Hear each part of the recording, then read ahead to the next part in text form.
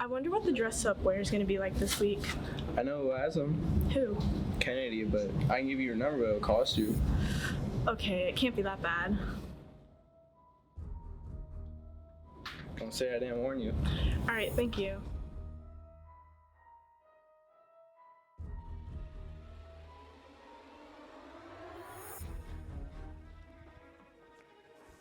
Are you Kennedie? Yeah, Do you have the dress-up week list? I do, but it's gonna cost you. What do I gotta do? I need all of the Unit 2 test answers. That's crazy. I don't think I can do that. Guess you don't want early access then. Okay, I guess I'll do it. Okay, be quick. Meet back here. All right.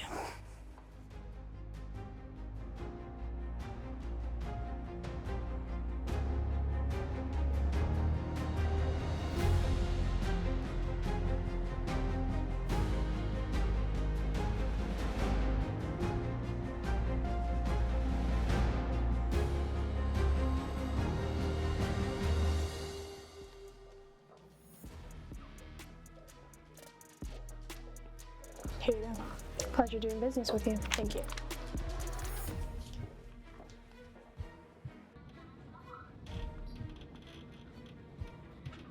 What took you so long? You know SmartPass has a limit. It was an emergency. Unbelievable. I got the list. Seniors dressed as Barbie? I know what I'm doing. What are you gonna do? I'm gonna dress up as Ken. Dang, that's a pretty cool idea. Hey, Mykenzie, why don't you go down to the principal's office? For what? You'll find out.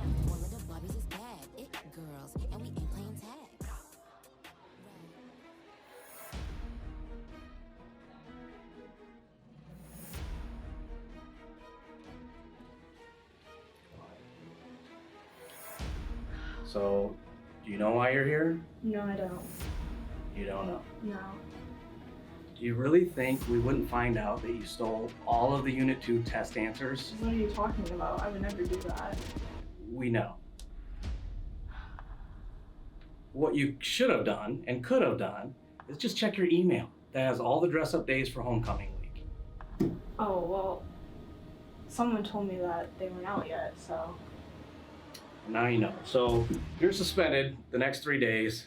Have a nice life. We'll see you around.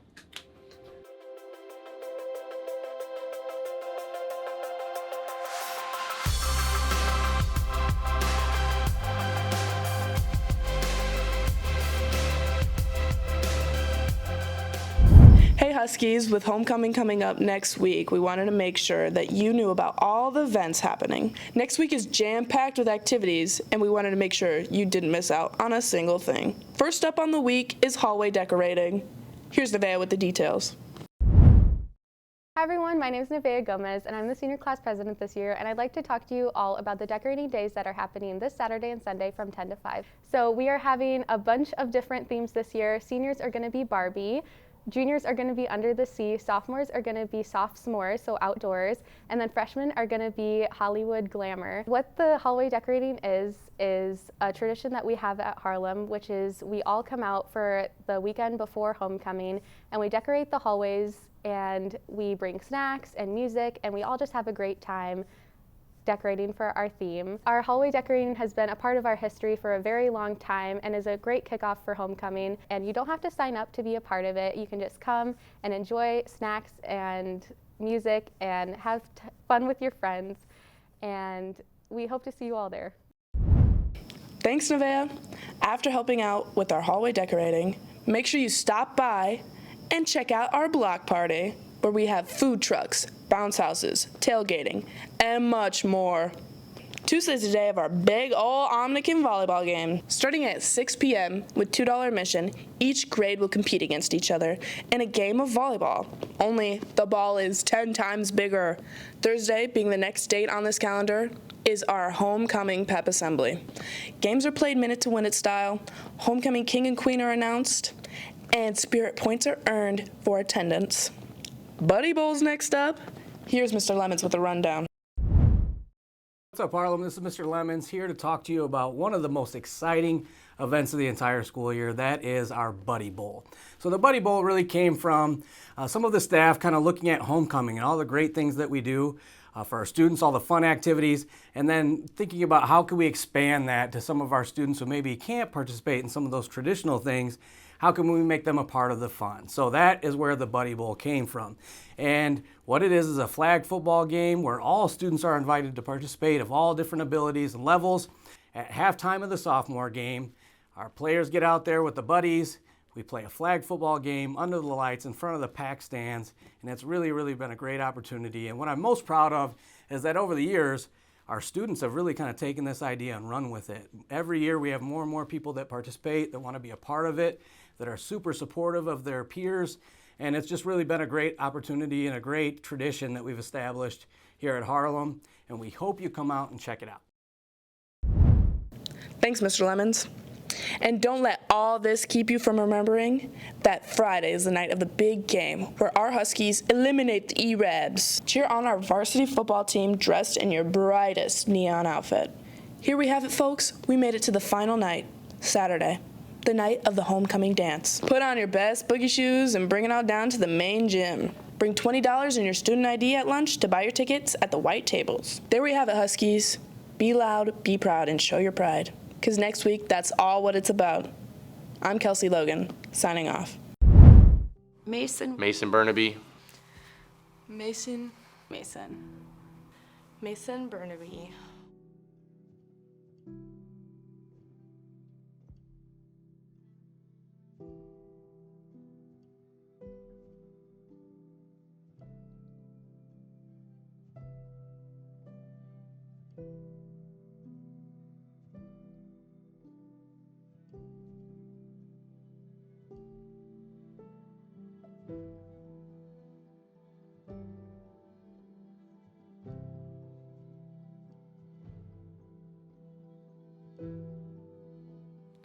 I'll describe Mason as someone who's an extremely caring individual.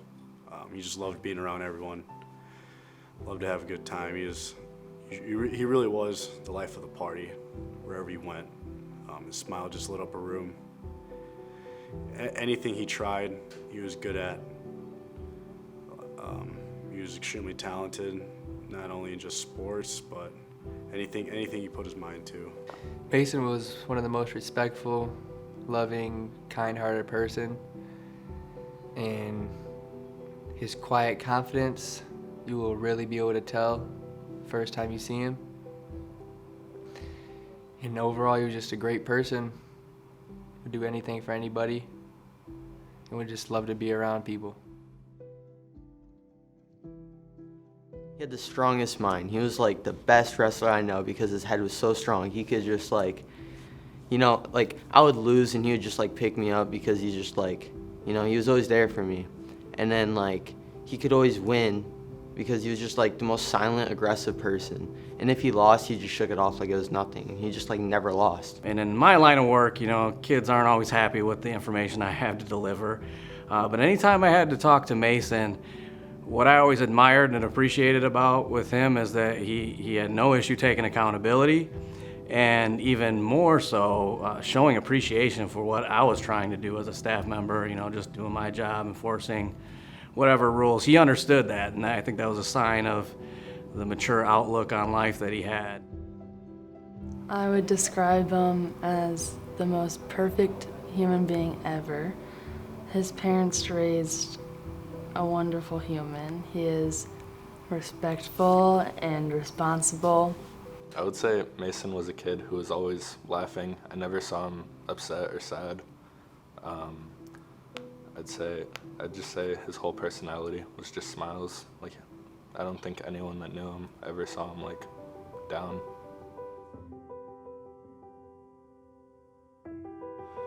We were at my house and we were at like a local playground near my house just hanging out, like playing basketball and stuff with a light. And then we were past curfew, a cop came and we kind of ran away, but just running away and thinking about that, after that we kind of built a bond together, and that's how we became pretty good friends until now.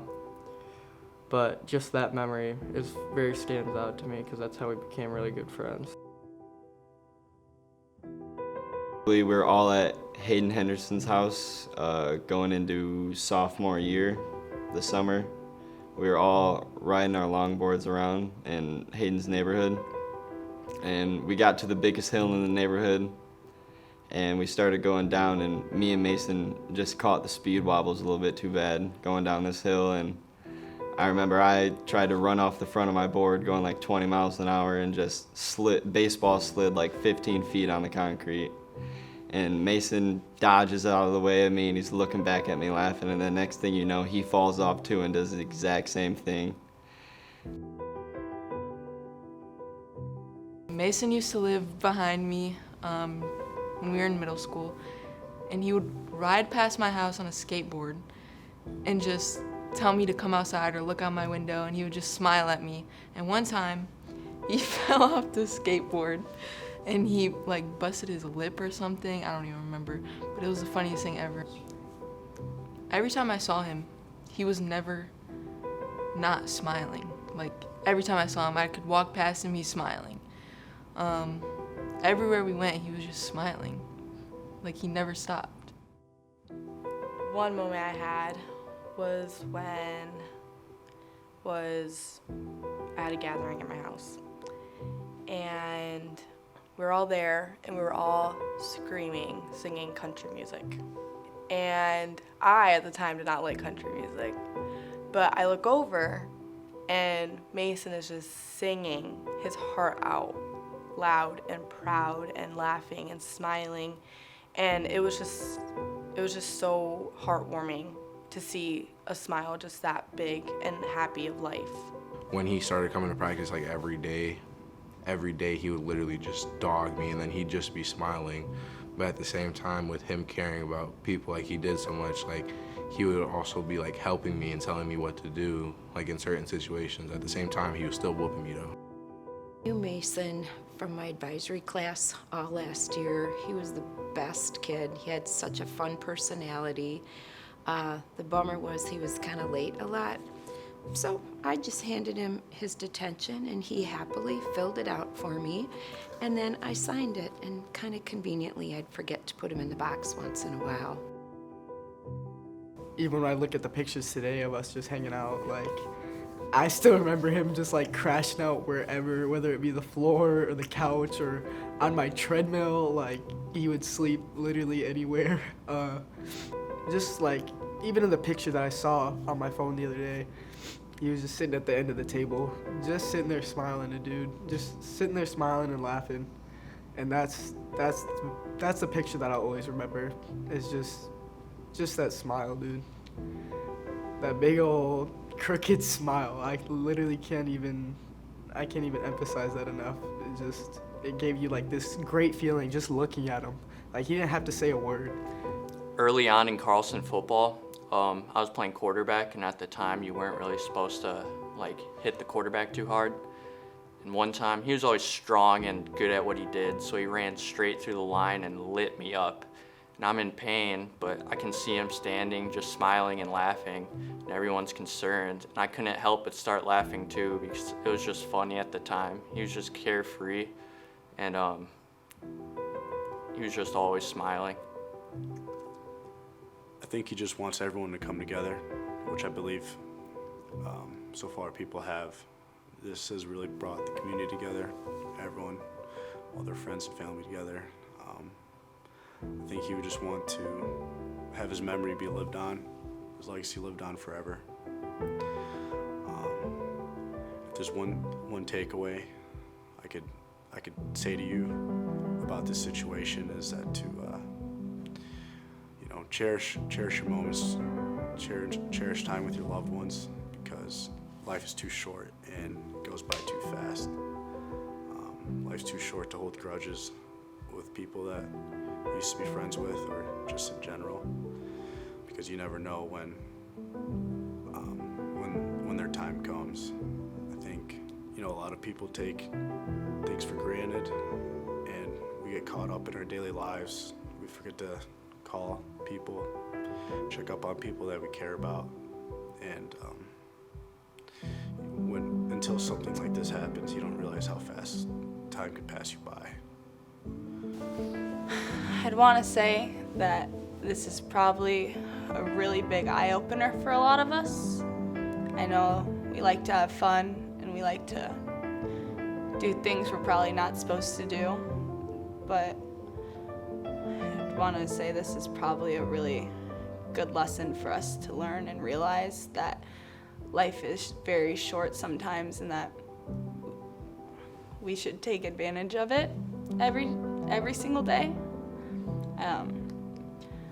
I'm not in high school anymore, but I know in high school there's a lot of grudges being held and a lot of drama going on at all times. And I want you guys, hopefully you guys, the high schoolers, are watching this and they're seeing that the grudges aren't worth it and that talking it out is important and that you do need to keep those close bonds because you don't know if you will see them again tomorrow or talk to them again tomorrow or have that opportunity to say you're sorry.